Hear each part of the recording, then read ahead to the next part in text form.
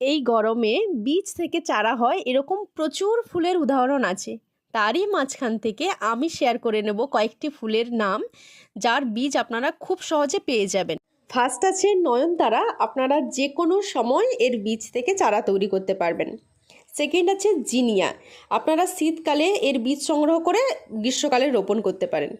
Third আছে অপরাজিতা, এও বীজ থেকে চারা করা হয়, বিভিন্ন কালারের হয়। ফোর আছে সূর্যমুখী, বাড়িতেও চারা করতে পারেন, নার্সারিতেও এর চারা পাওয়া যায়। পর্তুলিকা, এ শুধু কাটিং থেকে হয় না, আপনারা বীজ থেকেও এর চারা তৈরি করতে পারবেন। সিক্স আছে সন্ধ্যামণি, সন্ধ্যামণিও বীজ থেকে হয়।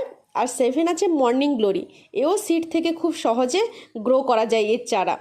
এইটে আছে গ্লাডিয়া, গ্লাডিয়া মোটেও কিন্তু শীতকালীন ফুল নয়, এটি গ্রীষ্মকালীন ফুল। নাইন আছে কসমস, এটা তো সারা বছর আপনি যখন চাইবেন এর বীজ থেকে খুব সহজে চারা তৈরি করতে পারবেন। 10 আছে দোপাটি, গ্রীষ্ম বর্ষা এই দুটো কালেই এই ফুল পাওয়া যায়। 11 আছে বোতাম ফুল, এও সারা বছর ফুল ফোটে, বীজ থেকে খুব সহজে হয়ে যায়।